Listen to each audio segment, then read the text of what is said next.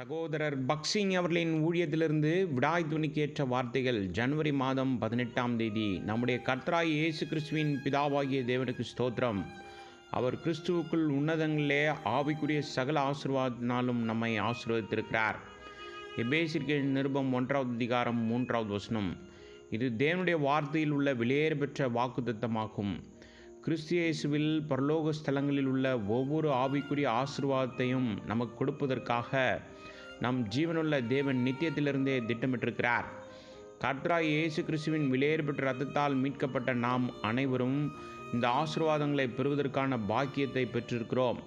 பிறகு இந்த ஆசீர்வாதங்களுக்கு எவ்வாறு தகுதி பெறுவது என்பதை கர்த்தர் தாமே நமக்கு கற்பிப்பார். முதலாவதாக, இது தேவனுடைய வார்த்தை, மனிதனின் வார்த்தை அல்ல.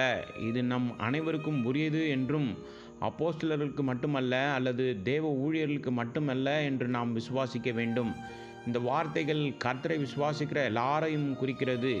நீங்கள் எவ்வளவு மதியினராக, பலவீனமாக மற்றும் குறைகளோடு இருந்தாலும் கர்த்தராய் இயேசு கிறிஸ்துவின் விலையேற பெற்ற இரத்தத்தால் நீங்கள் மீட்கப்பட்டீர்கள் என்று உண்மையாக சொல்ல முடிந்தால் இந்த வாக்குத்தத்தத்தை கோர உங்களுக்கு முழு உரிமை உண்டு. இப்படிதான் எல்லா ஆவிக்குரிய ஆசீர்வாதங்களையும் நாம் அனுபவிக்க முடியும். ஏனென்றால் நீங்கள் அவருக்கு மிகவும் விலையேற பெற்றவர்கள்.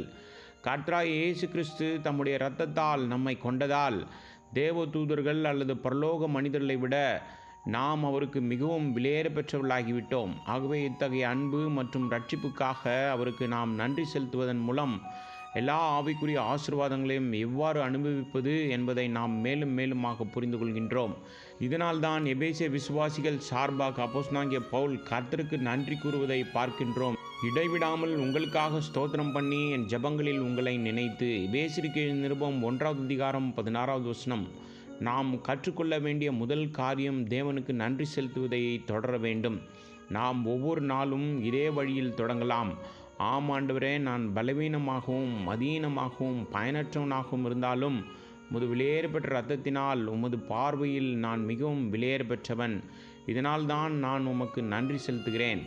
இரண்டாவதாக, ஜெபத்தின் மூலம் சிறிய காரியங்களுக்கும் தேவனுடைய முகத்தை தேட கற்றுக்கொள்ள வேண்டும்.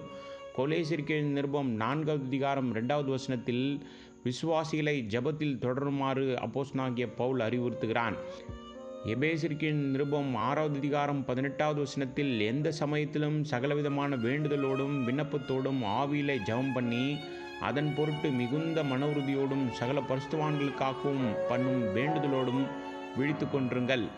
மூன்றாவதாக, தெய்வீக ரகசியங்களை புரிந்து கொள்வதற்கு நாம் தெய்வீக ஞானத்தை பெற்றுக்கொள்ள வேண்டும். நம்முடைய கர்த்தராய் இயேசு கிறிஸ்துவின் தேவனும் மகிமையின் பிதாவுமானவர் தம்மை நீங்கள் அறிந்து கொள்வதற்கான ஞானத்தையும் தெளிவையும் அளிக்கிற ஆவியை உங்களுக்கு தந்தரல வேண்டும் என்றும். எபேசியருக்கு நிருபம் 1வது அதிகாரம் 17வது வசனம். நான்காவதாக, நம்முடைய குருடான கண்களை திறக்க வேண்டும். பிரகாசமான மனக்கண்கள் கொடுக்கப்பட வேண்டும். எபேசியருக்கு நிருபம் 1வது அதிகாரம் 18வது வசனம். பரலோக காரியங்களை புரிந்து கொள்ள நமக்கு பரலோக தரிசனம் தேவை. இதனால்தான் ஆண்டவரே, என் கண்களை திறந்து உமது அதிசயமான வார்த்தையிலிருந்து என்னை மேலும் மேலுமாக பார்க்க செய்யும் என்று நாம் ஜெபிக்க வேண்டும்.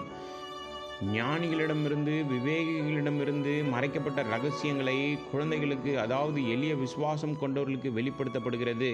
நாம் தேவனுடைய வார்த்தையை ஆழமாக தோண்டி எப்பொழுதும் புதியதை பார்க்கலாம். இது தேவனுடைய வார்த்தையே தவிர மனிதனின் வார்த்தை அல்ல. இது மிகவும் ஆழமான தங்க சுரங்கம் போன்றது. நாம் தேவனுடைய வார்த்தைக்குள் மிக ஆழமாக செல்ல வேண்டும். அப்போது நாம் பரலோக ஸ்தலங்களில் உள்ள எல்லா ஆசீர்வாதங்களையும் அனுபவிக்க முடியும்.